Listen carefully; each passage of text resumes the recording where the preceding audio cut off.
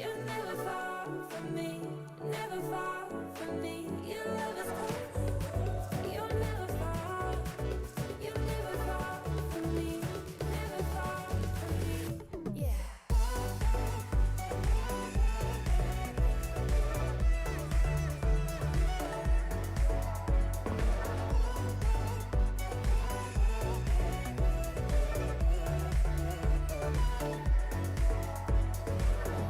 Oh, I hang my heart on the words you spoke.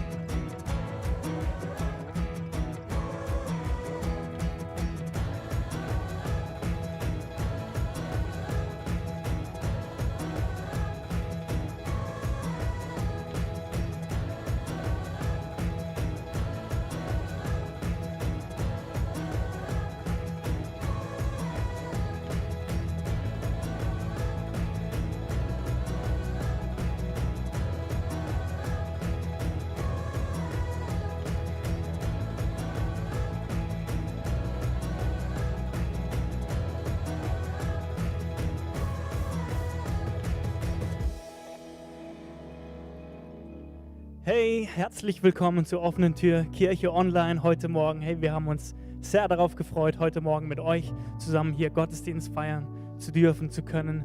Hey, und wir freuen uns so sehr, dass du eingeschaltet hast und dass du mit uns zusammen hier diesen Morgen feierst, mit Gott zusammen. Und ich möchte dich einfach wissen lassen, dass du, wo immer du dich gerade befindest, du bist bedingungslos geliebt von Gott. Und wir möchten heute Morgen von dieser Liebe singen und unseren Gott loben und anbeten mit allem, was wir haben.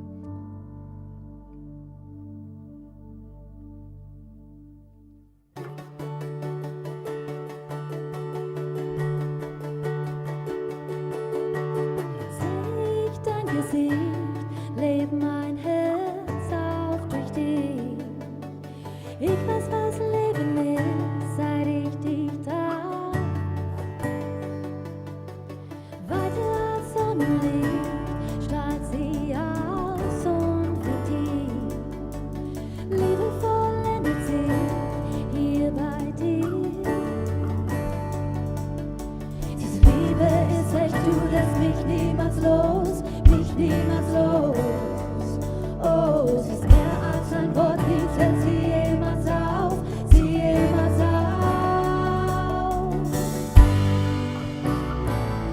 This is real love, this is real love.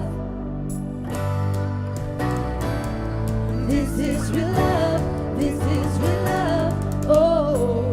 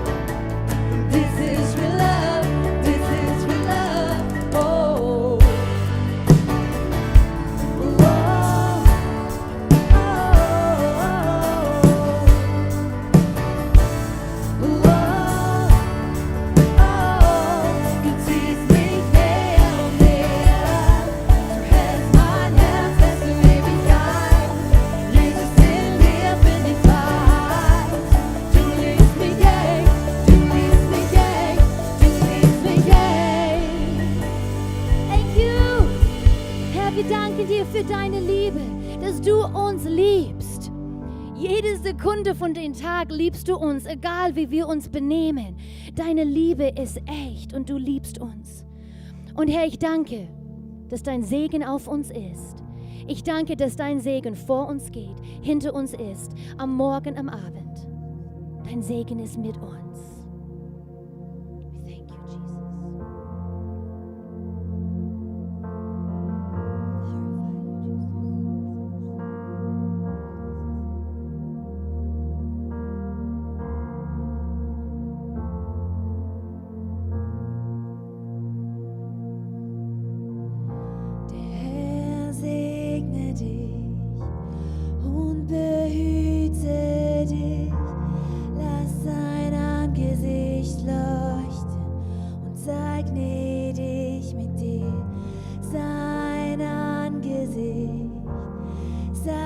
dir zugewandt, Friede mit dir.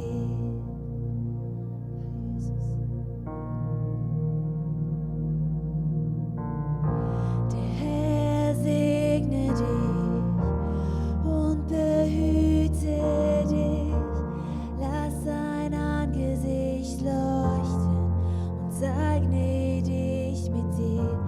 Sein Angesicht sei dir zugewandt, Friede mit dir.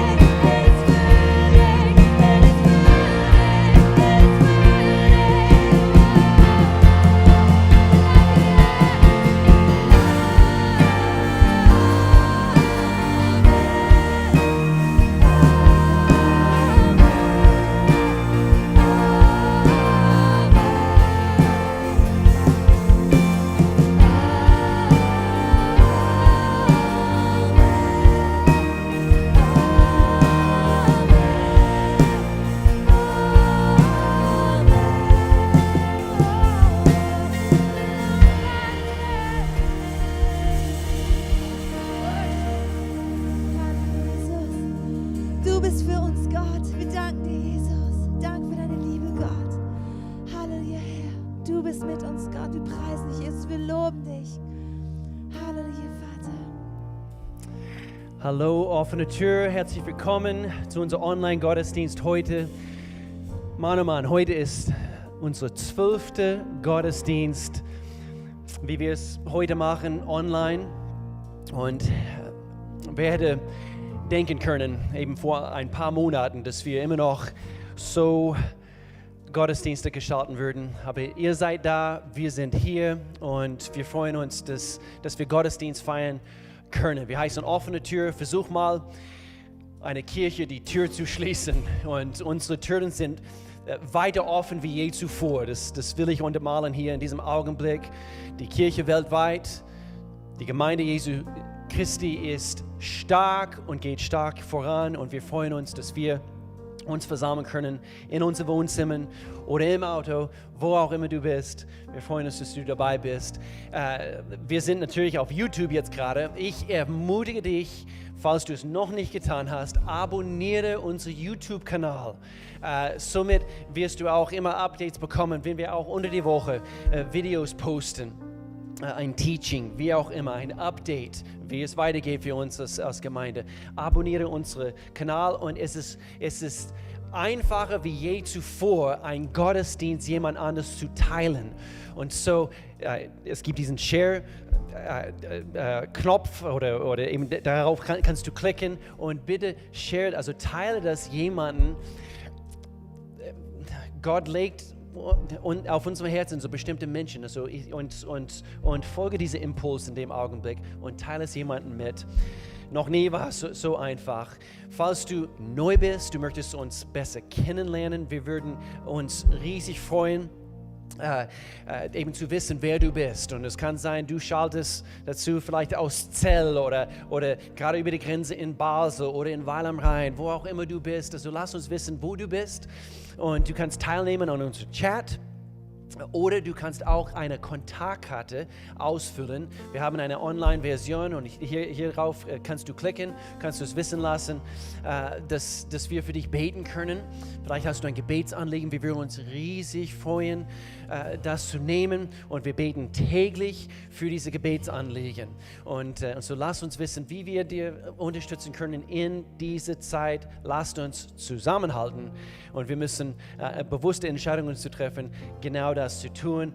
Auch anschließend nach jedem Gottesdienst, wir haben ein sogenanntes Elements Hangout. Elements ist unser Kaffeebereich in unserer Kirche. Normalerweise, wenn wir uns sonntags treffen würden, könntest du eine Tasse Kaffee in der Hand nehmen und du könntest natürlich live mit jemandem sprechen. Das kannst du immer noch. Wenn du eine gute Kaffee zu Hause hast, das kannst du immer noch. Und es gibt über Zoom eine Elements Hangout direkt nach dem Gottesdienst für circa 15 Minuten. Und da kannst du connecten, also mit irgendwelchen Leuten aus der Gemeinde. Vielleicht ein Gesicht, was du schon lange nicht mehr gesehen hast. Nutze das bitte. Und ich möchte gerne hier heute 3 bestimmte Dinge untermalen. Und ich brauche eure Hilfe. Dort, wo du bist, ich möchte gerne, dass du folgende 3 Worte sagst. Beten, geben, gehen. Ich wiederhole das. Beten, geben, gehen. In erster Linie, wir möchten gerne das Wort beten hier und untermalen. Und zwar, wir seit Anbeginn dieser Phase, wir haben uns bewusster vorgenommen, zu beten und im Gebet zu stehen. Eine sogenannte Gebetsinitiative, Unite 714, hat angefangen, ganz am Anfang von dieser Pandemie und basiert auf 2. Chronik, Kapitel 7, Vers 14. Ich lese das kurz vor, nochmals, damit wir nicht vergessen, wofür, was ist das Ziel, was ist die Vision, was hier dahinter steckt. Gott sagt uns, wenn dieses Volk, Deutschland, Schweiz, Frankreich, Europa, unsere ganze Welt, wenn dieses Volk, das meinen Namen trägt, sich mir in Demut unterordnet, von seinen falschen Wegen umkehrt und nach mir fragt, dann will ich ihnen vergeben und ihr geplagtes Land wieder heilen. Das ist ein sehr passender Vers, also für diese Zeit.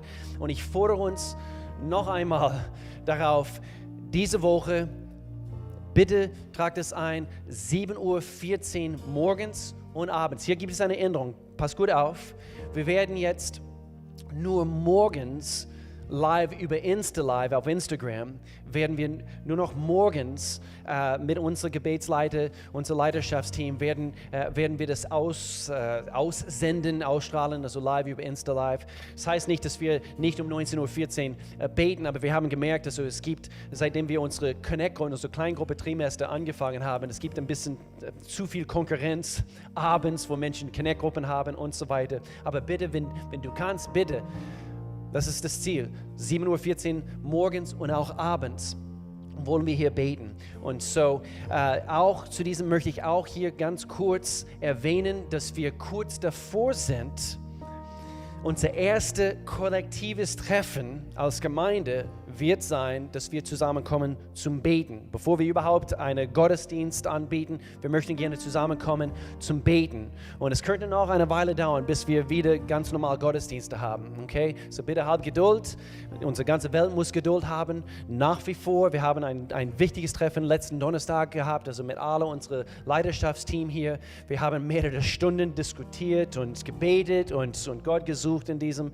Und es ist klar und deutlich rausgekommen, dass wir uns noch nicht wohlfühlen, Gottesdiensten, so wie wir sie kennen, sonntags zu gestalten. Und doch davor, wir können kleinere Versammlungen haben und in erster Linie möchten wir gerne beten. Und so, wir halten euch auf dem Laufenden. Höchstwahrscheinlich in diese nächste Woche, 2 Wochen werden wir damit beginnen, freitags, dass wir uns hier treffen. Und du kannst dabei sein. Wir informieren euch rechtzeitig. So, das war beten und jetzt geben. Geben, unser Opferzehnte. Du kannst jetzt deine Opfer, deine Kollekte heute für diesen heutigen Gottesdienst vorbereiten.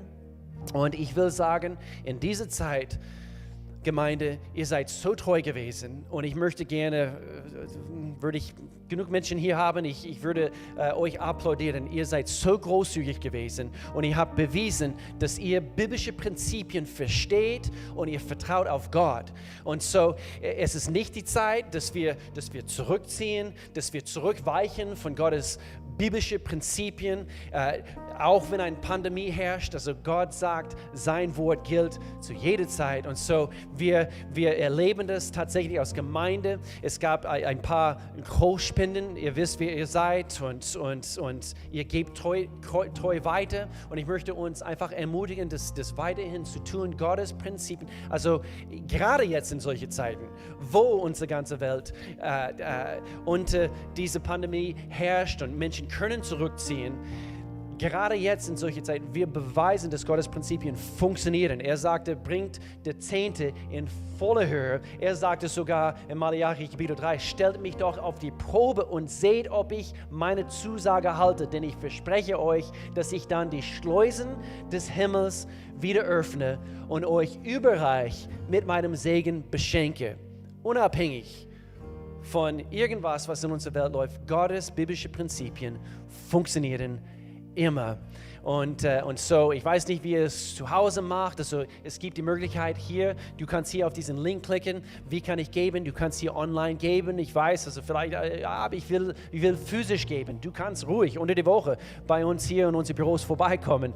Wir würden dich gerne hier sehen. Du kannst dein Opfer, deinen Kollektor hier vorbeibringen, wenn du möchtest. Aber ansonsten digital, du kannst vielleicht eine Tupperware um den Hals von deinem Hund binden und du kannst ihm den Gang bei euch im Wohnzimmer entlang laufen lassen und du kannst eben deine Kollekte so, wenn du möchtest, und dann bringst es vorbei, wie du möchtest. Aber es ist eine heilige Sache und wir wollen jetzt Gott eben diesen Opfer weihen und so wir können jetzt teilnehmen. Ich bete hier kurz. Vater, in Jesu Namen, ich danke dir, dass du uns deine Verheißung gegeben hast. Und so, wir wenden sie jetzt an. Wir danken dir, Gott, dass Finanzen, eben alles, was diese Welt uns anbietet, Gott, trägst du in der Hand, Gott. Und wir möchten gerne dir wissen lassen, Gott, dass wir haben vollkommen Vertrauen auf dich, auf dein Wort, auf deine Prinzipien. Wir geben jetzt, Gott, weil wir dir vertrauen. In Jesu Namen, Gott. Du kümmerst dich um uns, weil du ein guter Gott bist. Amen. Amen. So, du kannst jetzt teilnehmen an diesem Opfer und dann ich schließe mit das Wort gehen. Nicht vergessen, genau so gut wie wir nicht aufhören, in solchen Zeiten zu beten, nicht aufhören zu geben. Wir hören auch nicht auf zu gehen. Was heißt das? Zu dienen. Ein Licht in einer dunklen Zeit zu sein. Nicht vergessen zu lächeln. Nicht vergessen mit den Augen zu lächeln, wenn du diese Maske trägst. Also wenn du im Lebensmittelmarkt bist. Bist du der beste Nachbar, was deine Nachbarn sich überhaupt vorstellen können? Gerade in dieser Zeit, lasst uns beweisen, dass wir tatsächlich Gottes Hände und Füße sind in unserer Welt. Sei der beste Nachbar, sei der beste Arbeitskollege, sei der beste Freund und Nachbar in Jesu Namen. Wir haben eine Möglichkeit, merkt euch bitte diesen Termin, Be the Change findet statt am 11.07. Am 11. Juli, Be the Change International Serve Day. Wir werden uns beteiligen. Wie gesagt, die Türen der Kirche weltweit werden nie geschlossen und wir werden Menschen dienen. Und so wir haben diese Gelegenheit, zahlreich, natürlich getrennt in kleinere Gruppen, 5 Gruppen wahrscheinlich, oder vielleicht gibt es weitere Lockerungen bis Juli. Und wir möchten gerne Be the Change anbieten, direkt nach diesem Gottesdienst. Du kannst auch teilnehmen an was wir nennen Next Steps. Du kannst erfahren, wie wir hier und dort als Gemeinde aktiv in dieser Zeit anderen Menschen dienen. Gemeinde, wir haben euch lieb. Wir freuen uns eben auf Connect-Gruppenzeit diese Woche. Beteilige dich an diese Kleingruppen online über Zoom und wir hören voneinander. Wir haben euch lieb. Amen. Coming up with them. I see you in the day.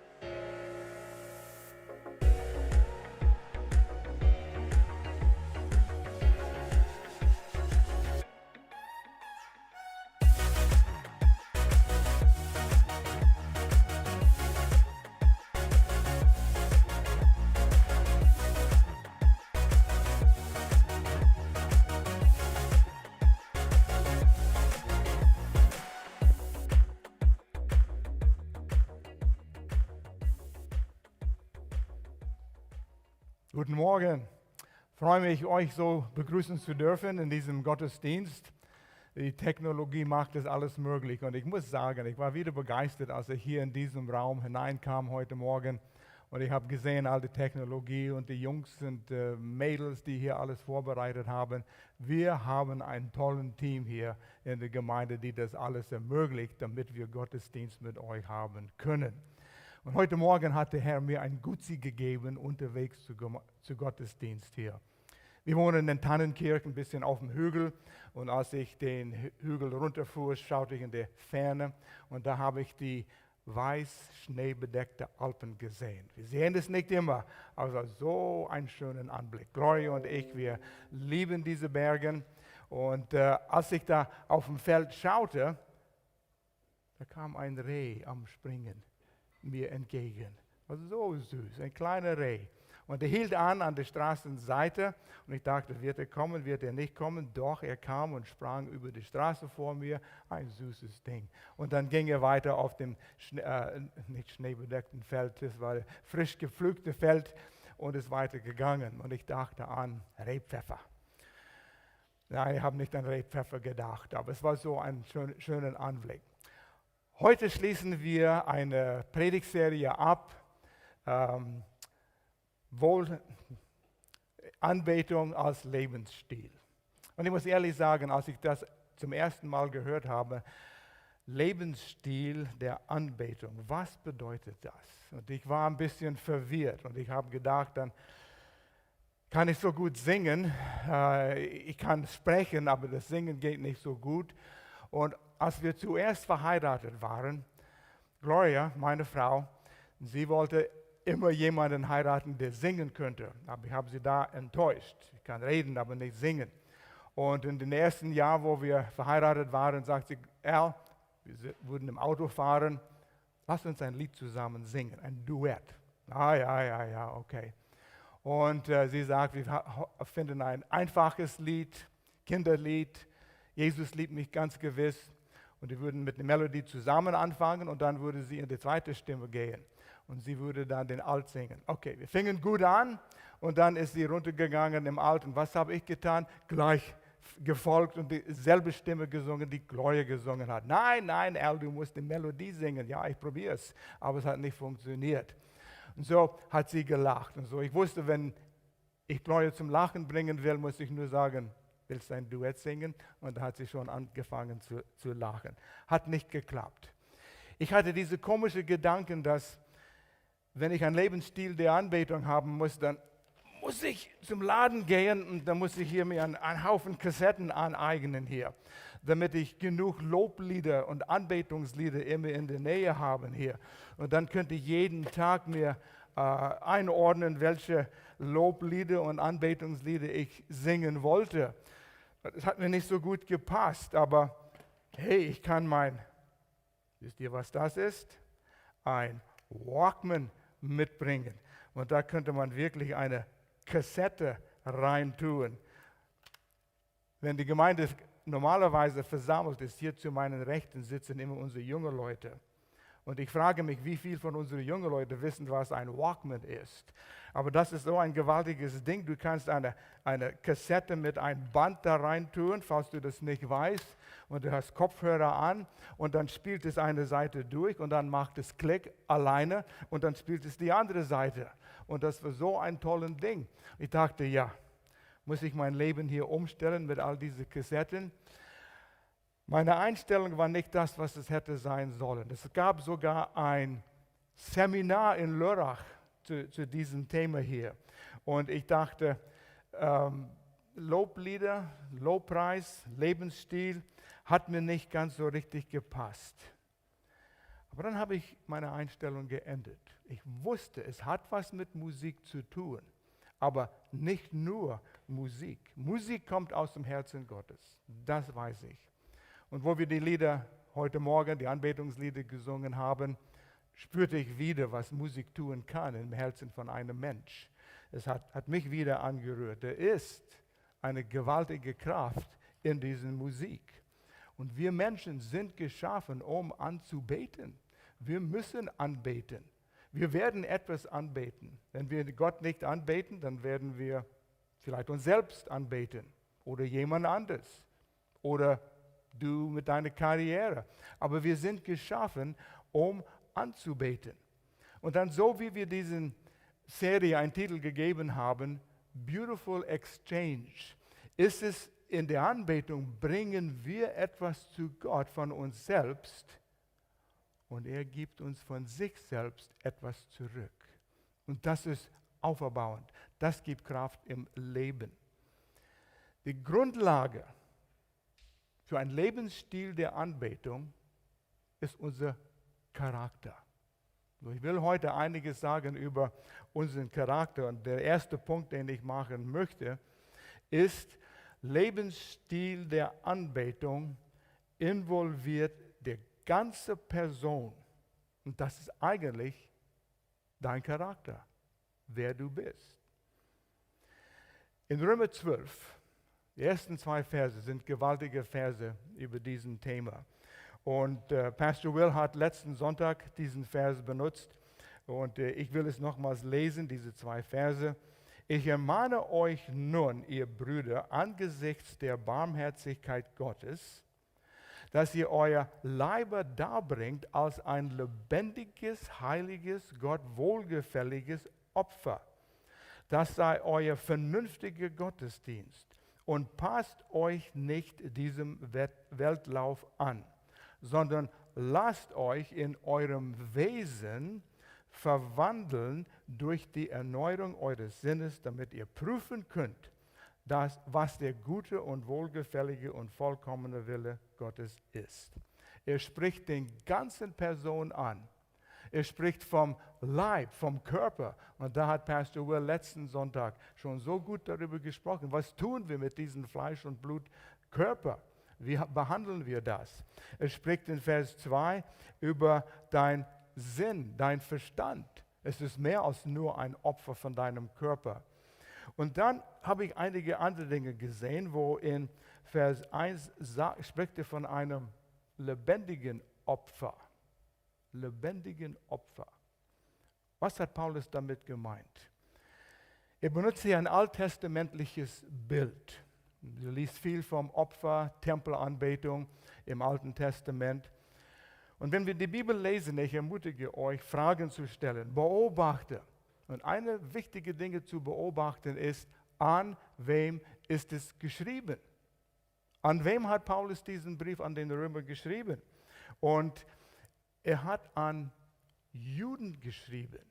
In der Urgemeinde gab es in Jerusalem eine Zerstreuung, eine Verfolgung und einige sind nach Rom gegangen und dort gab es wieder eine Verfolgung unter Nero und die waren zerstreut, die Juden mussten fliehen, aber sie kamen langsam zurück und hier war eine Gemeinde mit vielen jüdischen Leuten, die verstanden alttestamentliches Opfer.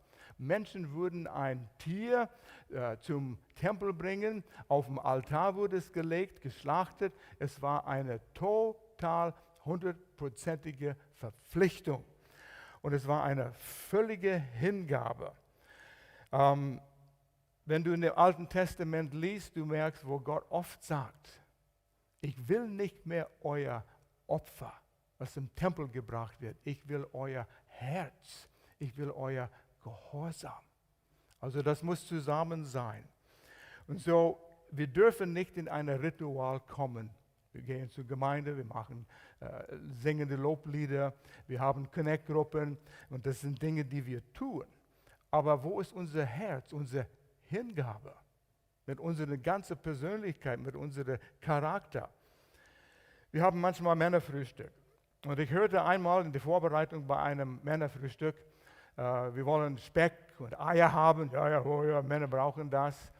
Und der Schwein sprach mit dem Huhn.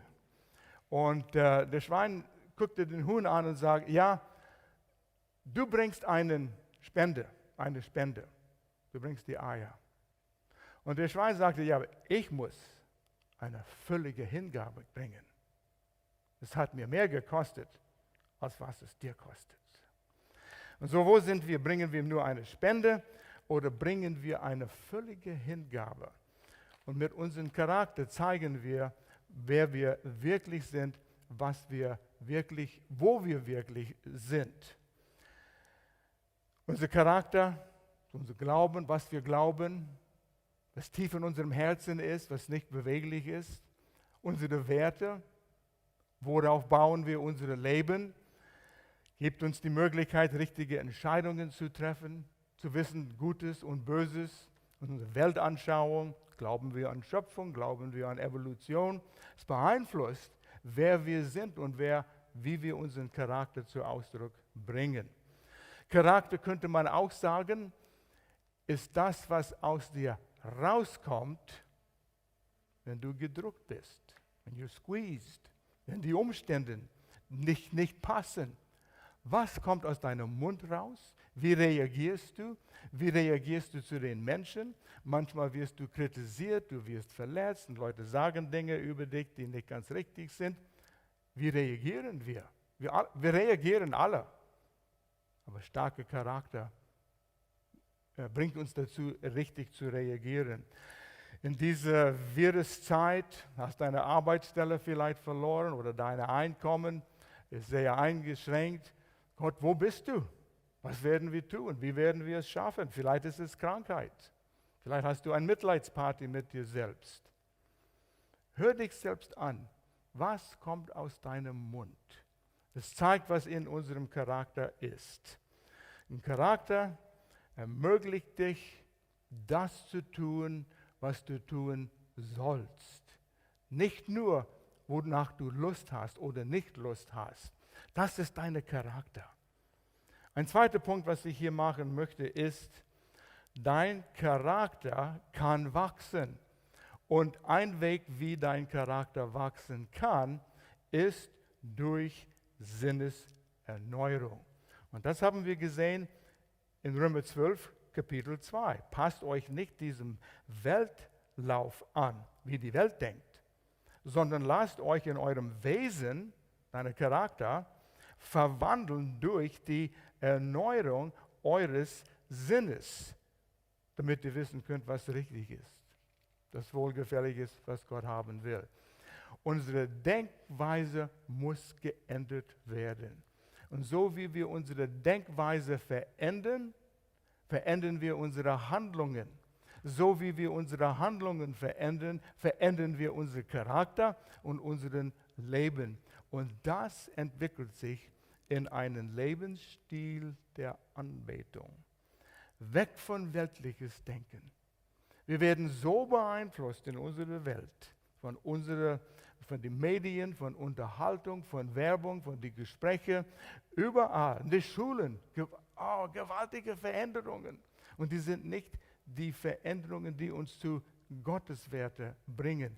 Es ist das Gegenteil davon. Und wir fließen mit dem Strom, wenn wir nicht aufmerksam sind, was mit uns geschieht. Wir verlieren mehr und mehr unseren moralischen Kompass, was uns im Leben steuert. So,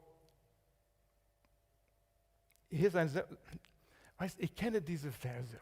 Ich kenne sie als Kind, ich habe sie auswendig gelernt, Römer 12, 1 und 2. Aber ich sah etwas hier, als ich mich vorbereitete, und das war hier Römer 12, Vers 1, ist ein Dreh- und Angelpunkt von Römerbrief. Und es ist gut, dass wir diese Dinge merken, wenn wir einen ganzen Brief oder Buch in der Bibel lesen.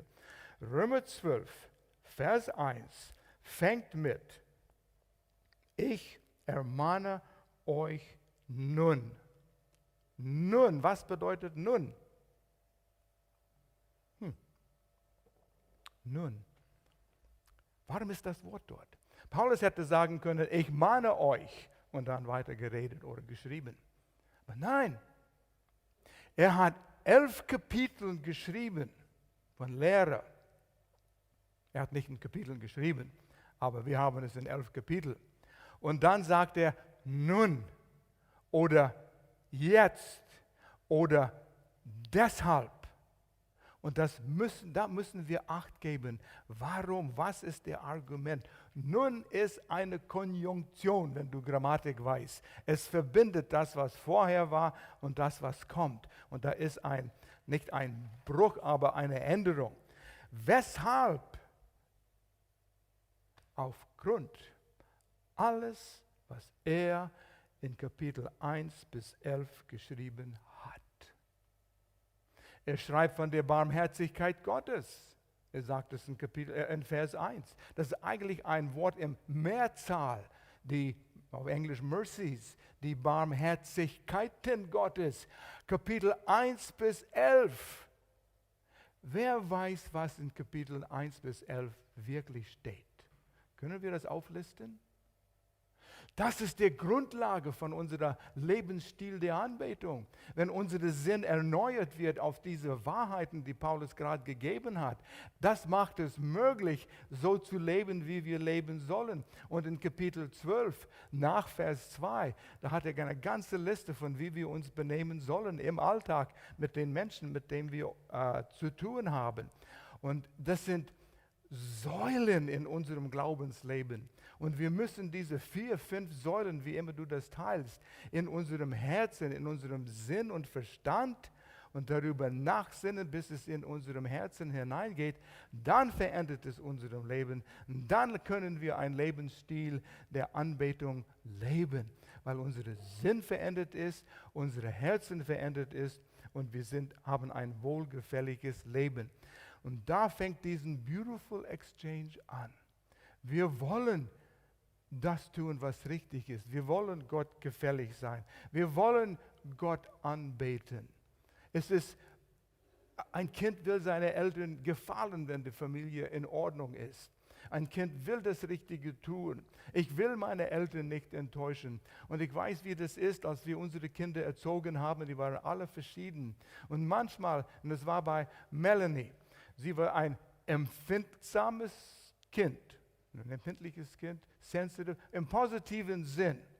Sie wusste, wo unser Herz war. Sie wusste, was richtig oder falsch war. Und als kleines Mädchen, 2, 3 Jahre alt, Wenn sie was getan hat, was nicht ganz richtig war, dann müssen wir nur sie anschauen. Und da kamen die Tränen. Sie wusste, es war nicht richtig. Nur ein Blick. Und diese Empfindsamkeit wollen wir auch aneignen. Gott, war das dir wohlgefällig? Ich will dir gefallen. In meinem Handeln, in meinem Alltäglichen, in meinem Charakter. Und das wollen wir entwickeln. Was steht im Römerbrief? Oh, da ist Gewaltiges in diesem Brief. Und hier könnten wir stundenlang sprechen über den Inhalt von Römer 1. Da ist Gold in diesen Seiten. Wenn du die ersten 3 Kapitel nimmst, dann lernen wir über die Verdorbenheit, absolute Verdorbenheit von menschlicher Natur. Der Mensch kann alleine Gott nicht gefallen. Ich meine nicht, dass du der böseste Mensch in der Welt bist und dass du nur Schlechtes tust. Aber im Natur ist Sünde vom Geburt an und du kannst Gott nicht gefallen mit einer Natur, der in sich einen Charakter von Sünde hat. So, wir sind verloren, da ist Feindschaft gegen Gott. Oh, dann singen wir das Lied und hier sind einige Lieder, die auch mir im Herzen sind. Amazing Grace. Mir kommen die Tränen, wenn ich darüber nachdenke. Diese Gnade, die Gott hat.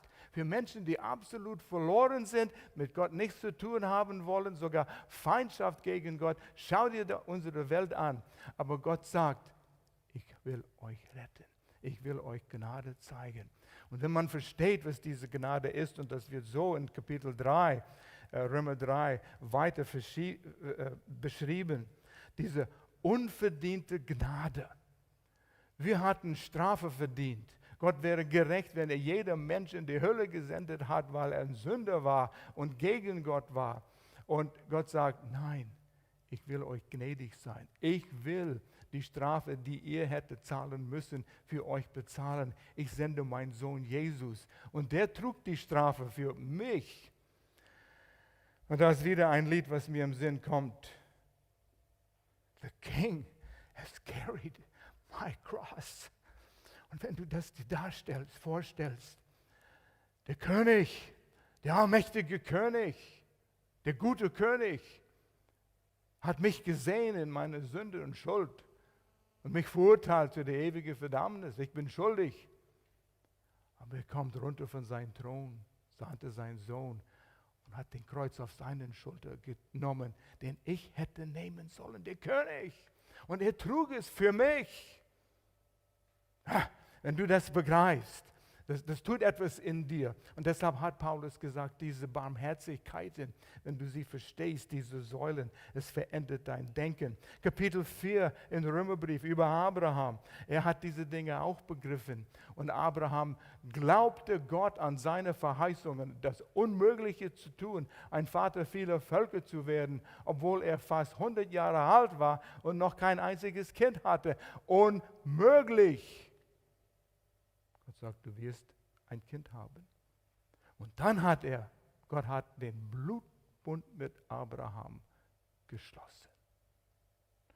Oh, ich weiß nicht, wie du Vertrauen und Glauben an Gott haben kannst, wenn du nicht Blutbund verstehst. Was das bedeutet, absolute Sicherheit, was Gott sagt, wird er halten, er wird es tun, so wie er das gesagt hat. Und es ist so, dass wir einen Blutbund mit Gott durch Jesus Christus haben. Jesus goss sein Blut am Kreuz.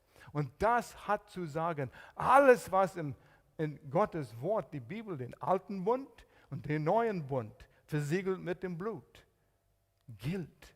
Und Gott hält sich an diese Worte. Oh, ihr wisst, ich wäre begeistert, wenn ich über diesen Thema spreche. Aber Abraham war absolut überzeugt und hat nicht gewackelt in seinem Glauben für Gott und was er gesagt hat. Römer 5 fängt mit Frieden mit Gott an. Wir haben Frieden mit Gott, wegen das, was Jesus getan hat. Ich kann relaxen, Gott ist mir nicht böse. Er ist dir nicht böse. Jesus wurde bestraft, du musst nicht bestraft werden. Bestrafung ist vorbei, wenn wir das annehmen, was Jesus uns schenkt. Oh, das ist so eine Verheißung. Durch den Blutbund wissen wir haben Frieden mit Gott. Ich muss mich zurückhalten hier, weil so viel was rauskommen will in diesem Thema hier. Aber du kannst wissen, durch den Vertrauen auf Jesus Christus, ich habe Frieden mit Gott, egal was du tust, getan hast oder heute getan hast. Römer 6 bis 8, zur Sünde gestorben, Leben in Jesus Christus. Es ist möglich. Römer 8, Gottes bedingungslose Liebe. Die letzte Hälfte von Vers 31 bis Ende des Kapitels. Es gibt nichts, nein, nichts, nicht mal an das, was du denkst jetzt, was dich zurückhalten kann von Gottes Lieben oder Gott zurückhalten kann, dir zu lieben. Nein, du kannst nichts so schlecht tun, dass Gott sagt, jetzt liebe ich dich nicht mehr. Du kannst nichts so gut tun, dass Gott sagt, jetzt werde ich dir noch mehr lieben. Er liebt dich mit einer vollkommenen Bedingungsliebe und es ist die gleiche Liebe, die Gott für seinen Sohn Jesus Christus hat. Wow. Relax. Wenn du dein Vertrauen auf Jesus gesetzt hast. Kapitel 9 bis 11, Gott ist mit Israel noch nicht fertig. Und das ist ein Fakt, eine Tatsache. Gott hat ein gewaltiges Plan für sein Volk, die Juden. Kann ich mehr darüber sagen jetzt. Und der dritte Punkt, den ich machen wollte hier, ganz kurz, habe nicht viel Zeit, aber so einen wichtigen Punkt. Dein Charakter, wie dein Glauben, wächst, wenn es geprüft wird. Oh, Prüfung, das wollen wir nicht haben. Glaube ist erst Glaube, wahrer Glaube, wenn es geprüft wird. Wenn du wirklich glaubst an eine Verheißung, Gott wird sich um dich kümmern, er wird sich um dich versorgen für deine Nöte, versiegelt in einem Blutbund, und dann verlierst du deine Arbeit. Oh Gott, kümmerst du dich noch um mich? Krankheit, Gott, wieso, warum? Er hat gesagt in seinem Wort, versiegelt mit Blutbund, er kümmert sich um dich. Glaubst du nicht, dass er dich liebt? Er liebt dich mit einer bedingungslosen, vollkommenen, ewige Liebe. Er lässt dich nicht fallen. Und wenn der Glaube in dir am Wachsen ist durch eine Prüfung, du kannst dich hinsetzen, zurücklehnen, sag Gott, du kümmerst dich darum. Oh, das bringt Frieden im Herzen. Das verändert deine Denkweise. Das baut deinen Charakter auf. Und es heißt hier in Jakobus 1, die ersten Kapitel in Jakobus, die ersten paar Verse, dass wenn Glaube geprüft wird, bringt es Geduld. Wenn Geduld sein Werk getan hat, weißt du, wie das ist mit Geduld? Ja, ich brauche Geduld, Herr. Gib mir Geduld, aber gib es mir sofort. Ja? Wir wollen nicht warten, aber Geduld, ausharren auf die Verheißungen Gottes, schafft reife Charakter. Und er sagt zum Schluss in Jakobus 1, Vers 3, dann fehlt dir nichts. Das wollen wir haben. Aber es ist durch die Prüfungen, die Gott erlaubt, uns zu haben, dass wir wachsen und so reif werden. Unser Charakter wird gestärkt. Und so wie wir diesen Charakter im Vertrauen auf Gott und seine Verheißungen, aufgrund, was er in seinem Wort, die Bibel, gesagt hat, so werden wir eine Quelle der Anbetung für Gott. Das ist Gott wohlgefällig. Und dieser wunderschöne Austausch, beautiful exchange, das wirkt ständig, jeden Tag, Stunde für Stunde, Minute für Minute, so wie wir richtig reagieren und Gott gibt uns die Kraft und die Hilfe, das zu tun, in den alltäglichen Situationen zu tun, mit den unmöglichen Menschen, mit denen du zu tun hast. Gott gibt dir diese Kraft und er schenkt dir mehr Kraft, mehr Segen und er kann dich noch mehr benutzen, noch mehr für ihn tun. Lass Gott deine Gedanken verändern, aber wir müssen den ersten Schritt nehmen. Und wenn du noch nicht den Schritt genommen hast, wo du weißt, ohne den geringsten Zweifel, dass Gott lebt in dir, heißt nicht, dass du ein vollkommener Mensch bist und dass du nie wieder Fehler machst und nie wieder sündigst. Nein, nein, nein. Wenn du Jesus Christus in deinem Leben einlädst, das ist der Anfang. Er schenkt dir dann die Kraft, richtig zu leben. Du musst nicht vollkommen werden, bevor du zu Jesus kommst. Und wenn du zuschaust, vielleicht zufällig bist du heute über diesen Sender, diesen Online-Gottesdienst gekommen und du hast zugehört und du sagst, was heißt das, Jesus aufzunehmen? Es ist einfach zu vertrauen, mit deinem Herz, eine Einstellung, eine Entscheidung treffen. Jesus, als du am Kreuz gingst, für meinen Sünden Schuld, hast es bezahlt. Ich glaube es. Das war für mich. Ich setze mein Vertrauen auf dich. Komm in meinem Leben hinein und verändere du mich. Und dann kann diese ganze Veränderung, Sinneserneuerung stattfinden. Und ich möchte mit dir beten, wenn du sagst, ich will diese Entscheidung für Jesus Christus treffen. Bete mit mir. Das Gebet tut dir nichts, aber das Glauben, was dahinter steckt, das ist entscheidend. Und wir können unseren Glauben durch dieses Gebet zu Ausdruck bringen. Ich schließe meine Augen. Du kannst das auch tun zu Hause, in deinem Wohnzimmer. Vielleicht zum ersten Mal denkst du an sowas, Jesus einzuladen. Bete mit mir. Vater, ich komme zu dir als ein Sünder, weil so bin ich geboren. Und ich danke dir, dass Jesus Christus an das Kreuz gegangen ist. Und er starb, bezahlte die Strafe für mich. Und dann ist er am 3. Tag wieder auferstanden, als Beweis, dass sein Opfer ausreichend war. Und ich muss diese Strafe selbst nicht mehr bezahlen. Ich schenke dir mein Vertrauen. Ich glaube das in Jesu Namen. Amen. Amen.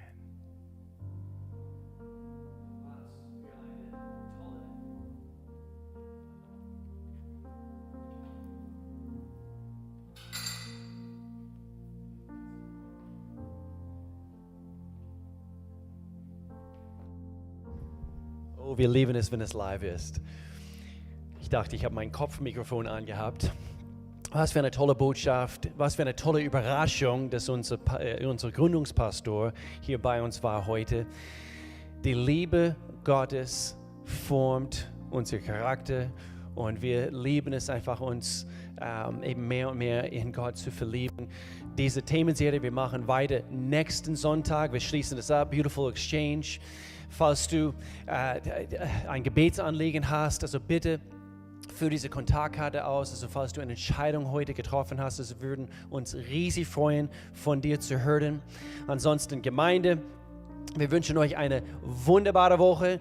Wir denken an euch, wir beten für euch. Nicht vergessen, morgen früh geht es weiter mit Unite 7:14 Uhr auf Insta Live und wir werden zusammen beten. Und dann ansonsten, bitte schaut auf unsere Social Medien, also da bekommt ihr regelmäßige Updates und werde Teil von all dem, also was wir als Gemeinde anbieten und somit bleiben wir in Kontakt miteinander. Wir haben euch lieb, wir wünschen euch eine tolle Woche, macht's gut, tschüss.